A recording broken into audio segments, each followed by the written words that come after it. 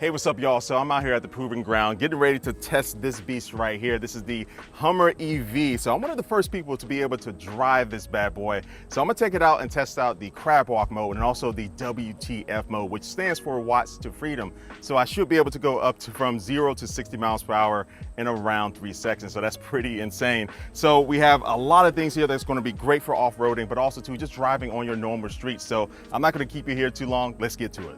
Okay, so before we get to the driving part, let's just talk about this interior, because when I first got inside of this vehicle, I was sitting in the back seat and I'm 6 feet tall, and the person in front of me was moving their seat back to get more comfortable, and I looked down and I still had plenty of space for my legs. And I feel confident to say that if you have the maximum of 5 people inside of this truck, everyone will have a little bit of room to move around and breathe in. But now let's talk about how it is to drive this beast. So the first kind of test that I did was on this gravel road, and he told me just floor it. So I just put my foot down on the pedal and I just took off as fast as I could. And the one thing I really noticed was just I was still in control even on this slippery type of surface with all these rocks. Slippery. All right.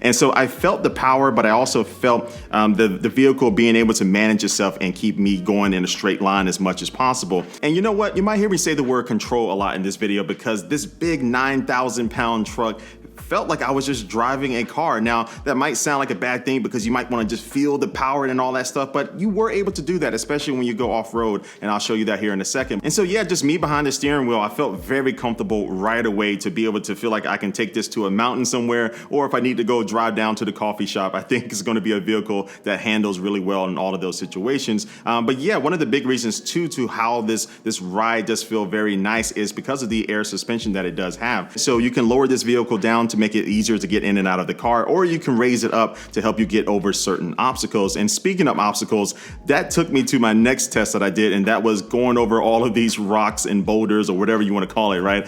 So I was a little bit nervous because this is a brand new vehicle. I didn't want to mess it up, but he had me change it to off-road mode, which is very easy to change because it does have a little knob there between the 2 front seats that you can rotate. And anyway, I changed to that mode and I was able to raise up the height of this vehicle, and that allowed me to be able to clear most of these rocks. Now, in this particular test, I did hear some banging underneath, but that was okay. I got a little nervous, but that was okay because you have steel underbody under this vehicle to be able to give it some rugged protection, and that protects the bottom of the vehicle and also the batteries. And this also has rock sliders and skid plates to really give you that full protection underneath. And another cool thing about this truck is that it has up to 18 cameras that you can get with their ultra vision setup. So this allows you to see all around this truck, and also more importantly underneath it. So when you are in rough terrain, you can kind of have a good idea of what you're actually going over, or you can take a peek at the tires and make sure everything is going good with those. Oh, and speaking of tires, this truck does have 35-inch Goodyear Wrangler Territory tires. So these tires give you that added clearance that we like to have on a vehicle like this,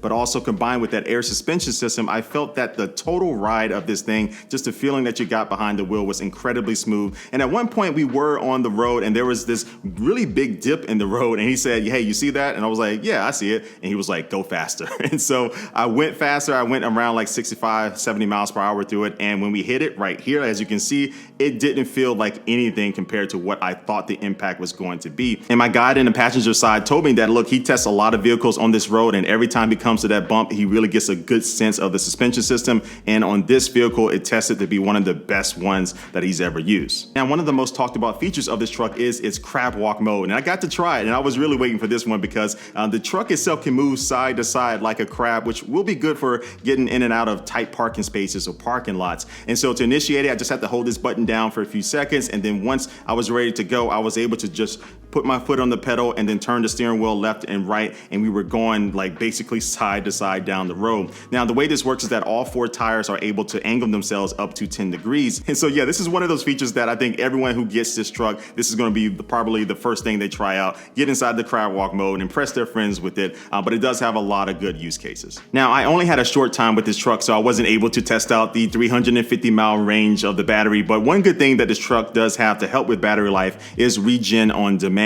And so this is going to have a system inside of the truck that will give you some battery power as the braking is applied. And this feature also gives you the ability to use one pedal driving. So this is optional, but you're able to not have to keep moving your foot to the brake pedal and the gas pedal. And this is great for off-roading as well, when you don't want to lose that precious time of having having your foot off of the gas pedal. This one pedal driving is something that can be really useful. But look, in my first kind of drive with this vehicle, it took me a little while to get used to it. I had a lot of abrupt stops, but as I spent more time driving, I started to get the timing of how far I need to be away to take my foot off of the gas pedal to allow the car to brake. Now, you do have 4 levels of this Regen On Demand to choose from. So on level 1, you still have to use the brake pedal to bring the car to a stop, but levels 2 through 4 are just gonna get more aggressive at the braking process. And you should also know that these modes don't disable the brake pedal while you're using them, so you can still use their brake pedal, especially in emergency situations. But yeah, this is one of those features that it's gonna take me a little while to get used to, but I definitely see the benefit of it. But now let's talk about what you all been waiting for, and this is WTF mode, which doesn't stand for but it stands for watts to freedom. And so this basically allows this truck to go from 0 to 60 miles per hour in 3 seconds. So when you do want to use this mode, it does take a few seconds for the vehicle to get itself together and get all ready for it, including lowering the vehicle down and doing other stuff on the inside. But while this is happening, you do have some really cool fancy graphics that happen on the screens, and also different audio cues that let you know that you're getting ready to experience some power. And then when it's time to go, you just sit back and hang on.